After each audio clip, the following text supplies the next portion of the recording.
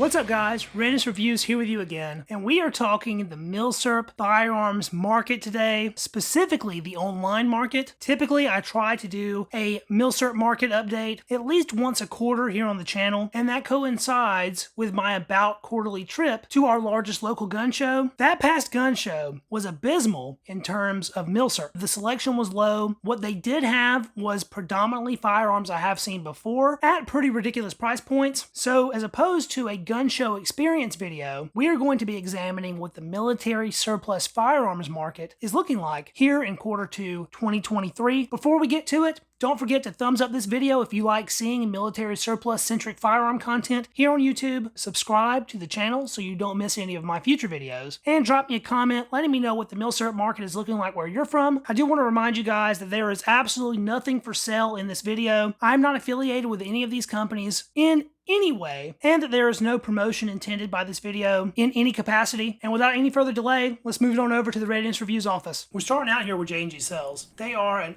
old school Milsurp store. Some of my very first CNR orders were made from them. They do have Indian Ishapur #1 drill rifles. I've been preaching about these guns for a couple of years now. They are pretty hard to beat when it comes to a parts rifle for a #1 Enfield restoration. J&G Sells picked up a buttload of them from Century Arms years back, and they've been offering them ever since. Looks like they have a couple Gunsmith Special CZ50s. Judging by these images, they definitely look like they need some work. It seems that M91 Mosquito Carcanos are still very abundant from that most recent Italian import by PW Arms. Another CZ50 and a CZ70. I suspect there's been a pretty sizable import of CZ50s and 70s here recently because I've really been seeing those pop up in quite a few places. The prices sure are up from the last time that they were readily available though. Yugo M57 Tokarev. There'll be a point in time when we're bragging about picking those up for under 400. And these are a little bit interesting. German Car 98Ks that are Yugo rebuilds. You don't really see these too many places right now, besides maybe Royal Tiger imports. Unfortunately, these are considered gunsmith specials, so they will need some work as well. They'll have issues that'll need taken care of, including missing parts and whatnot. They usually have a decent selection of one-off firearms, like this Japanese Type 30 training rifle and this Swiss 1889. I think we're going to see a lot of these in this video, and that's these Walther P38s. These are extremely new imports by Century Arms. I think they're coming out of Germany, but I'm not quite sure about that. They are post-war examples with alloy frames dating from the 1960s and 70s. I do have one of these on order, but not from J&G, and that's actually going to be delivered tomorrow. So unboxing that will be our next video here on the channel. A couple more Arasakas, Yugo Mausers. J&G has a decent selection of Mosins currently. However, it's hard for me to justify these kind of prices for 9130s, fin capture or not. Those range all the way from about 700 to about 800. They have some Swiss K31s, again a little high in my opinion, and now we're getting into these Nambus. J&G is sitting on a good little pile of Nambus they're selling individually, and a Japanese Type 26 revolver. I wonder if those are all coming from a private collection or how J&G got their hands on those, because they're certainly not being imported. They have a few very steeply priced #4 Enfields, and then a whole bunch of stuff that's out of my price range. More Nambus, a couple Lugers. There's actually a Papa Nambu, you very rarely see those, and then a whole bunch of M1 Garands with very hefty asking prices. Next up is Classic Firearms. At the moment, Swiss rifles are still very abundant on the Milsurp market, and at the kind of prices that people are asking for them, I think they're still a good buy for the most part. There will be a point in time when every Swiss rifle out there is 1,000 plus. Classic has their own offering of these post-war P38s. We see that $550 price point a lot, and I believe that's because it's sort of an MSRP from Century Arms. Pretty much everybody seems to be selling them for that same price. I had extremely good luck with these #5 Enfield jungle carbines that Classic is offering. They literally have the best price you can find on a jungle carbine anywhere right now, but we have to keep in mind that these rifles were imported by IO Incorporated, which is of course Royal Tiger imports, meaning that they're coming out of Ethiopia, and that every single rifle will be a crapshoot in terms of condition. I have an unboxing of one of these rifles that I will post right here if you want to check that out. I was very pleasantly surprised with the example that I received. Some more Swiss rifles here, the more expensive examples. K11 carbines and K31s. Classic is a little bit unique at the moment because they are still offering finished M28 Mosins and M28 30s. Those are more rare among your Mosin Nagant variants. Overall, Classic stock of CNR at the moment is pretty low. Now we're taking a look at Axis Arms. Axis Arms is sort of the outlier in this video because they're not really an e-tailer that's getting large amounts of surplus firearms in. They tend to have a selection of more one-off type firearms. In the past, you could run across rifles over there for at or just below market value. These days, the prices tend to be at or slightly above market value, but they're a good source for some more obscure things that you won't find everywhere. Most of the time, they're selling at least a couple Arasakas. Right now, they have a couple Type 99s and a couple Type 38s, both long rifle and carbine, and they have a Type 38 here for $4 That seems like a pretty good price, but they are suggesting here that it is a project gun, so obviously it's going to need some work, missing parts, things like that. At this point, I think we've moved beyond the era of the $300 to $400 Arasaka for the most part. You might still get lucky in some kind of private sale at a gun show or whatever, but I don't think we'll ever be seeing them online again. Pretty cool to see a Mexican 1910 on offer. Those are decently rare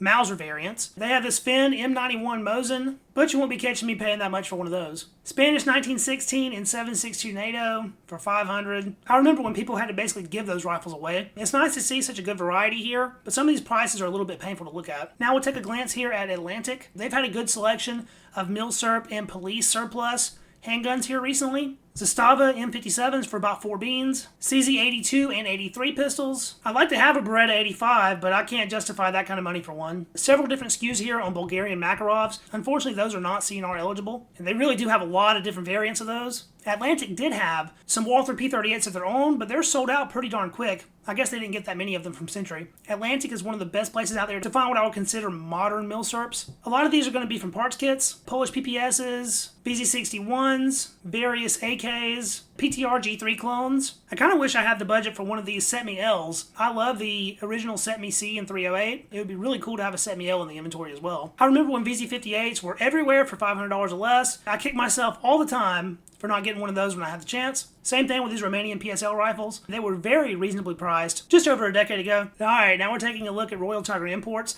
I know a lot of you guys were probably waiting for this portion of the video because you knew that it would be coming. Their website's been a lot different here lately. They've been adding a lot of single SKUs as opposed to just selling things in unknown batches. They do still have about the cheapest M91 Mosquetos that you'll find anywhere, and their 1891 Mosqueto rifles were not imported from Ethiopia like the rest of their firearms. They were imported from Italy. So the condition of those tends to be a little bit better than what we see from the firearms coming out of Africa. 2 bins for an 1891 Carcano long rifle is very appealing. However, the example that I received from them was atrocious, with one of the worst bores that I've run across. It keyholes every single shot. Can't stabilize a bullet for anything. I have an unboxing of that one, and I will link it up here for you if you want to check that one out. At that kind of price, though, kind of makes me want to roll the dice on another one, because I would like one that is a shooter. Vetterli for $200. Unconverted M95 straight pulls in 8x50R for $250. They have a non-B grade 1891 Carcano for $300. That's the same price I paid for mine. Some of the rifles that RTI has, like these Mannlicher 1888-90 rifles, are probably going to be very hard to come across once RTI runs out of them. The condition on them seems to be extremely sketchy, so they are a very risky buy. But I do see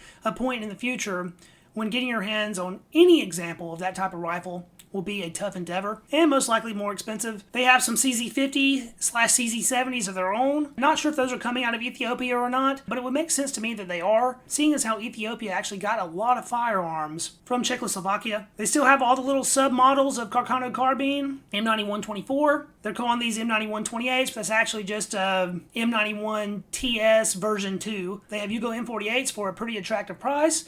But again, it seems like their firearms in 8mm Mauser are typically pretty rough, especially the bores, so I've been afraid to order one of those. Still have some 1874 Gras. They are about the only game in town for a reasonably priced Enfield, both number 1 and number 4 rifles. Those go on sale periodically, and the last time they did, I picked up a number 1 for $300. Of course, I've already done a video on that rifle. It will be here if you want to see that one. These CZ52s have been a very recent development. Looks like they're selling them with the holster, so that's a good little value add. And for the price they're asking, it seems pretty attractive. I already have a CZ52 pistol in my collection, so I won't be ordering one of these, but if I didn't, I might be. A few more Yugo Mausers here. Again, their rifles that are chambered in 8mm Mauser are among their most sketchy in terms of shooting condition. Nicer examples of their Enfields here for a higher price. These Ethiopian cut-down Berdan rifles are very unique to Royal Tiger Imports. You won't find those coming from anywhere else. A 9141 Carcano. It seems that RTI brought in very few of these, and so they sold them individually. These Smith & Wesson revolvers are a pretty new add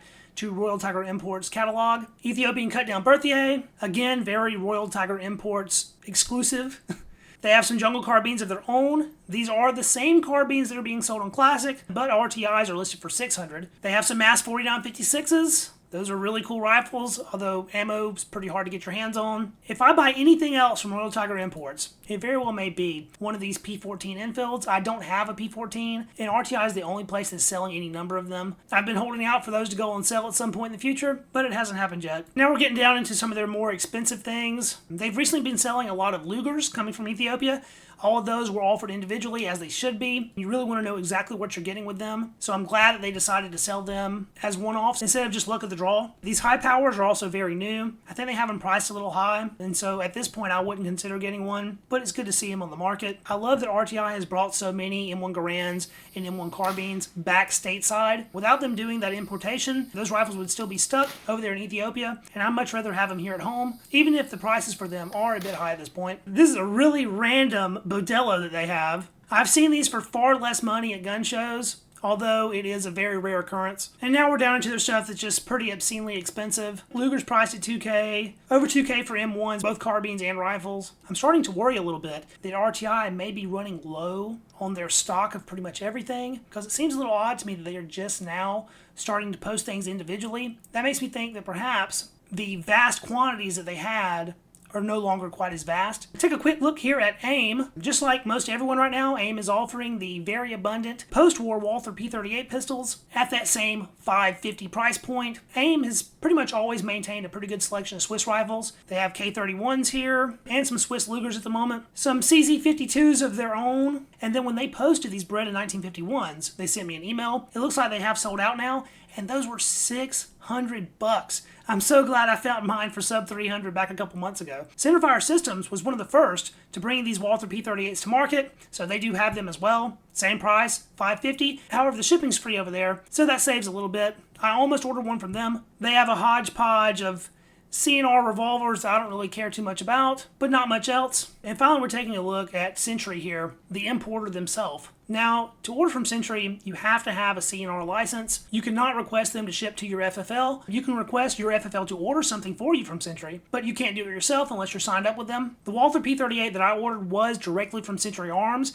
It's taken them a while to ship it, but the price was a little bit lower than what I could find it for everywhere else, and that's why I decided to go with them. I don't feel like you'd be getting a bad deal if you ordered it from anybody else selling it though, because the price was pretty darn close. I did a video on these grenade launching SMLE Ishapore drill rifles. Of course, they're not going to be launching anything because they are no longer a firing firearm. They are demilled and for drill purpose, but they come with these very cool rifle grenade launchers. If you want to see a full unboxing video of one of those rifles, again, I will post it right up here for you. That was one of the most recent videos I've done, and at $85, I still think those are a pretty screaming deal, even if they are missing significant amounts of parts. There are plenty of other sites that I could do a walkthrough like this on, but I just picked some of my personal usual suspects as far as online CNR goes. We all know that this is a very tough market to be a collector in at the moment, especially if you're actively trying to acquire new firearms. If you're an old dude and you're selling off a collection, you are loving it. But for those of us trying to build a collection, it is really tough at the moment. Having the ability to order with a CNR license does give you some avenues for deals that you wouldn't otherwise be subject to. But when it comes down to it,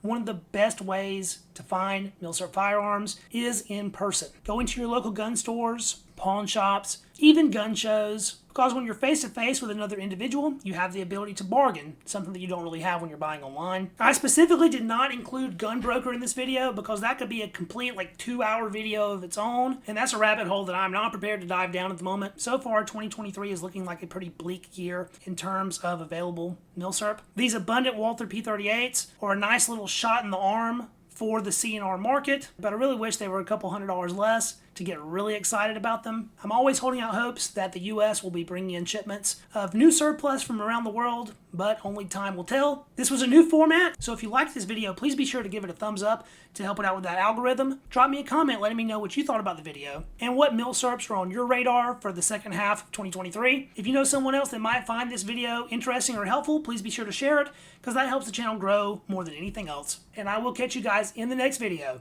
See you then. Peace.